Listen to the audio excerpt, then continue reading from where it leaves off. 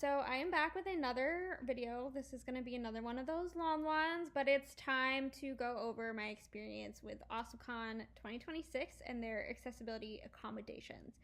I do want to go over a few points before we go over the full experience. One is to say that my goal for this video is just to be pretty objective, though I will give some opinions on what I think worked and didn't work. This really is to just go over my experience, and I will talk about some other experiences that I saw or heard or had myself.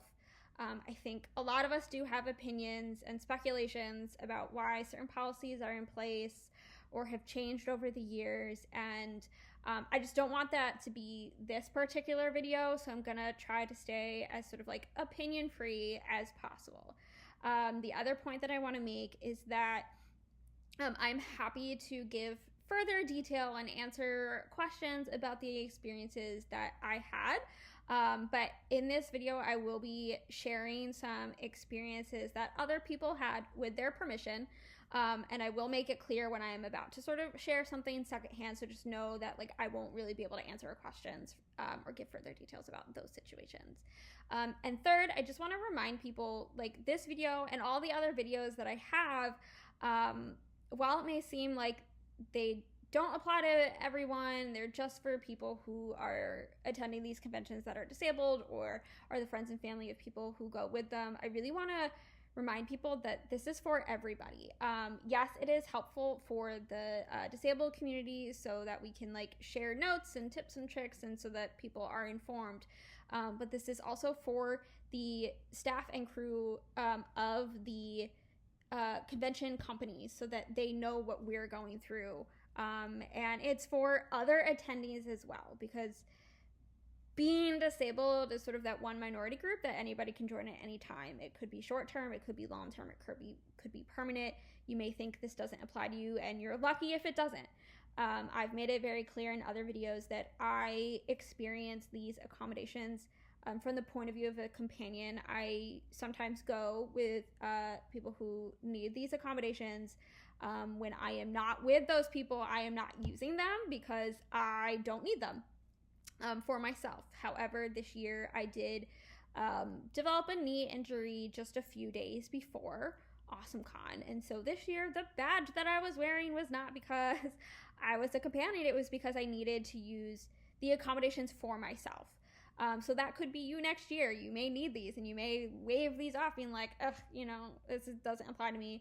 Well, it could. That's not really like a warning, but like it could. And even if it doesn't, you should care anyway, because we're all people and we all deserve to be treated with respect and dignity and kindness. So anyway, those are the quick points that I wanted to make before we get started. So for the first part, I'm going to talk about sort of the pre-show, and this is very similar to what I talked about in last year's video. Not much has changed here. AwesomeCon has great communication about the accessibility policy. They have the website or the page on the website very easy to find. They post about the accessibility policy on social media. You can sign up for an email newsletter for it. You can rent scooters ahead of time. You can request ASL. I believe, and people can give further information if they have it, but I believe if you are applying for one of the cosplay competitions, I saw on the Google form that there was a spot where you could put if you needed accessibility accommodations, which is good because I heard rumors that didn't go so well for KatsuCon. So it seems like there's a lot of information out there ahead of time, things you can request. They make it, you know, obvious, loud and proud about it. It's not like some other convention companies that kind of like hide it in the fine print. You know, like they don't want you to know that they have this, even if they have anything, which a lot of them don't. Sorry, I know that was really fast, but I just wanted to sort of get through that part because not much has really changed from last year. So go ahead and watch that video if you want to. But everything is pretty good with sort of pre-show ahead of time. Now talking about getting there and going through registration, again, very similar to last year. You have a separate entrance. Accessibility goes through the same entrance as like Premium and Club Awesome. So it's a much shorter line. You move much quicker through security. And then the accessibility registration room is right there for you to pick up your badge if you didn't already have it, and for you to get your bracelets. And just have like any questions that you need answered all in that room. There's lots of chairs if you need to like take a break. I believe that's where scooter pickup was last year. I'm not sure if that's where it was this year. We didn't use it, so I don't want to like give incorrect information. If you got to the building before the exhibit hall opened and that's where you wanted to start the day, you had a separate waiting area than everybody else. This was on the concourse right above the exhibit hall floor, with a bunch of chairs for you to sort of wait safely. It was right at the elevator so that you could be led down safely. If you had a general badge, I believe they led you down just a few minutes before the rest of the regular badge people, just so like you could kind of safely get down before, you know, sort of the mob starts.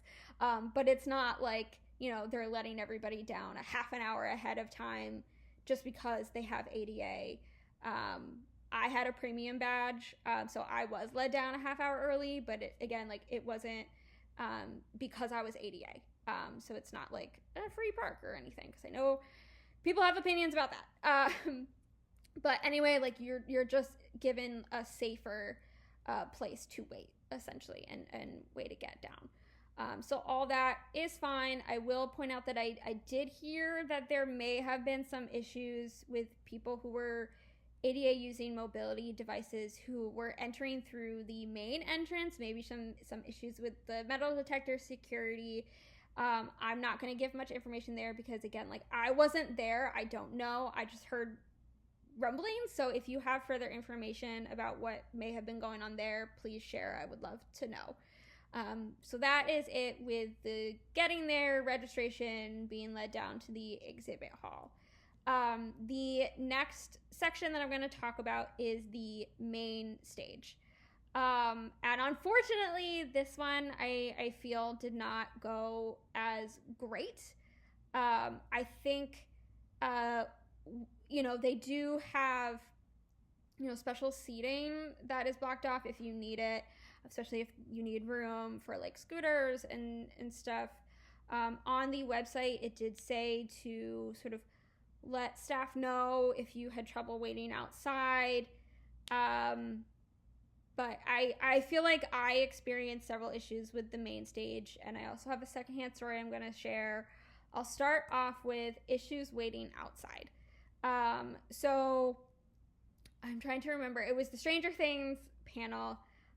There was a panel going on inside ahead of time, and we got there to wait outside to line up. Of course, like the line is long, and I found someone to ask, like, where do you want ADA to wait? And they like had a section toward the front of the line where they were having like ADA wait. I was in a knee brace. I needed to sit down. I was struggling to like stand there, but there was nowhere to sit. I ended up like awkwardly trying to sit on the floor with my knee brace.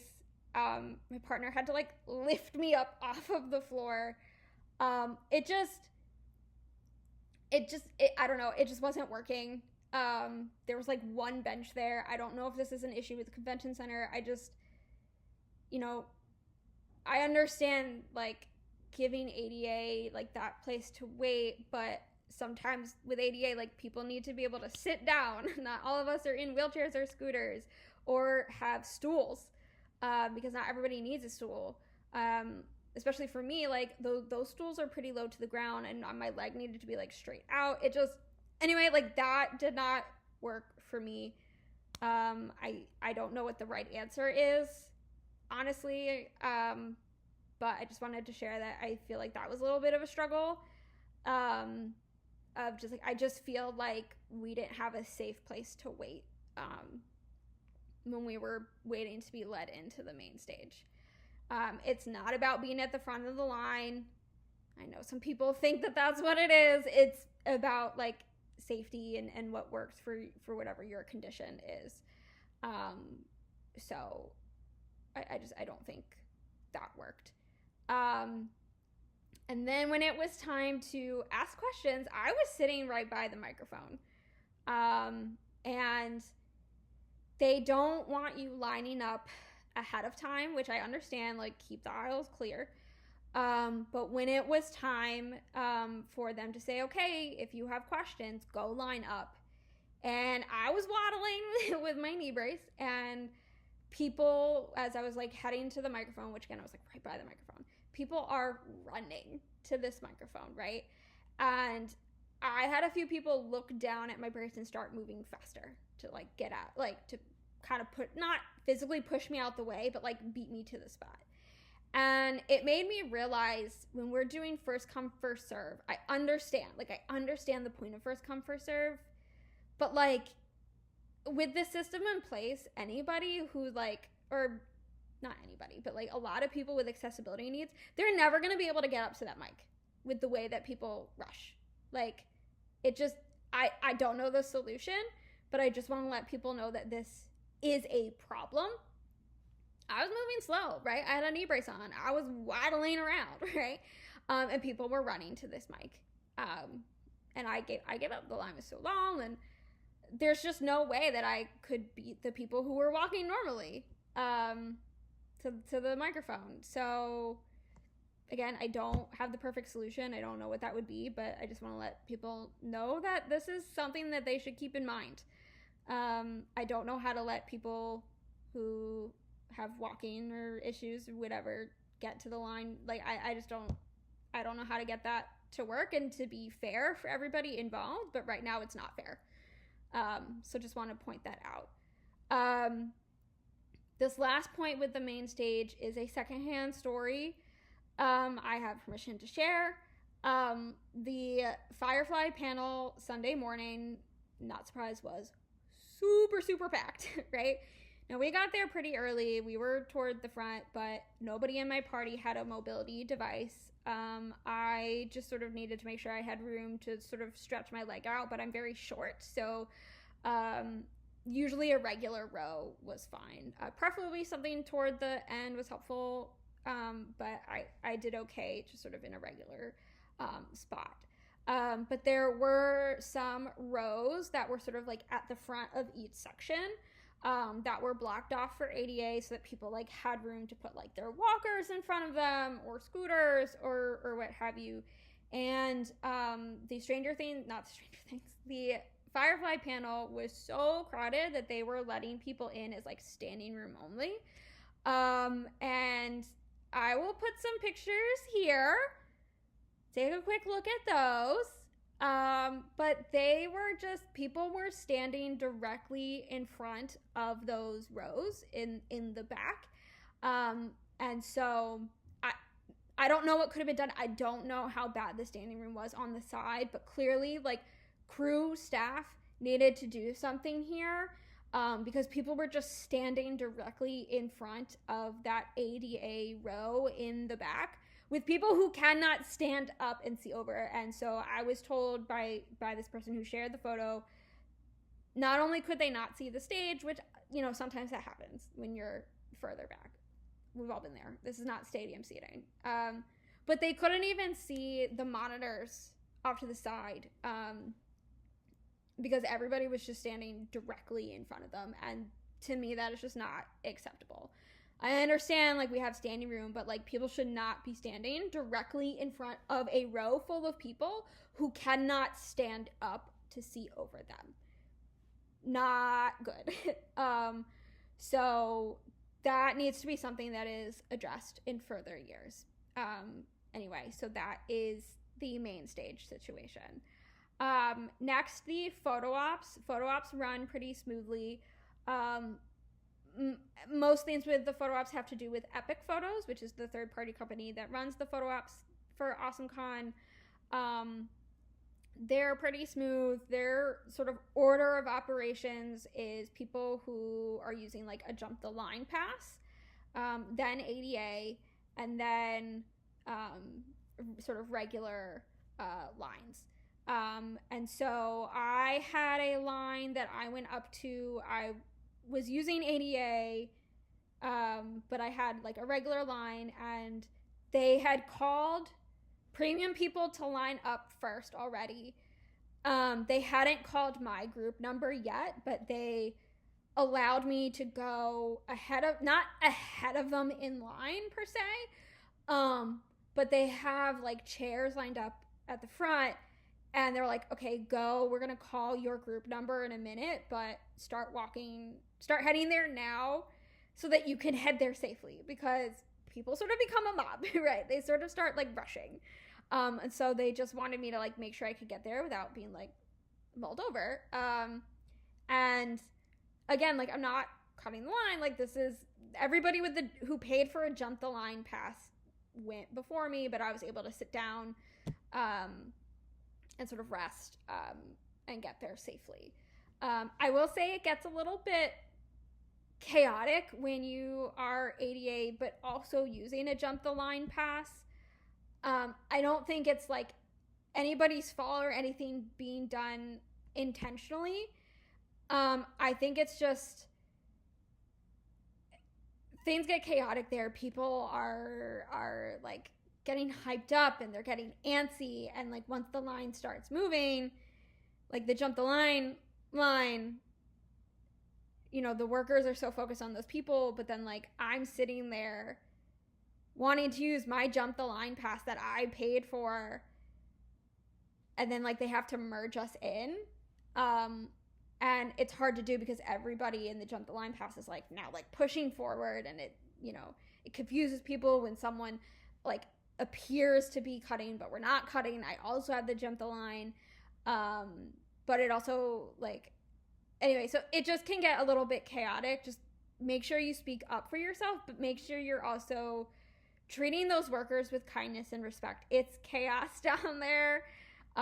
They're doing the best that they can. It's nobody's fault. Just make sure you're not forgotten.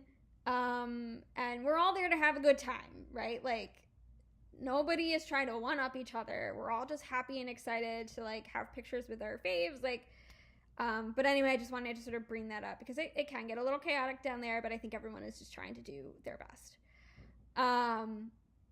Next is the autographs. And I think that this is one of the areas that I think often has the most issues. I feel like this is what is talked about the most. So last year, AwesomeCon had changed their policy to a sort of return time ticket. Last year it was like a physical ticket, and basically like if you couldn't stand in line, or if you had no one to stand in line for you, or whoever you were with couldn't be separated from you for ADA related reasons, they had set up sort of seated waiting areas in the autograph area, and the person working that line would sort of like judge how many people were there. They would give you a return time, and then when you came back, you would sit in that area, and then when that time came up, they would then sort of let you in through the premium line. This year was a bracelet, but essentially it worked the same. Now I will give them props because I noticed a change in the language on the website this year that said if you cannot, or you wish not to be separated for your companion, then you wait. And I really appreciate that. May seem very minor, but that change in language I feel like is really important, because other people get to choose if they're separated or if they want to be separated. And a lot of language, whether that's at a convention, whether that's the new miserable system at Disney right now that's disgraceful, a lot of it is like, okay, the policy is to have someone wait in line for you. And while I appreciate that last year AwesomeCon had developed a safe place for people to wait, because that's part of the problem with Fan Expo, it's not fair that they're being made to wait separately from their party. Part of the fun is like giggling out with your friends or your family while you're waiting in line, hyping each other up, and you know, it's not fair that we're being like made to separate. So I really appreciate that change in language of being like, if you just don't want to be separated. So like, I shouldn't have to be separated from my friends or family just because one of us may need to sit down. But anyway, so pretty similar to the system last year. For us, it worked pretty smoothly. The workers that we were dealing with were very kind, checking up on us, because the person was running late, so they just wanted to make sure that, we knew what was going on. I will say, however, one thing that I noticed happening every day of the convention, the chairs in those waiting areas were disappearing.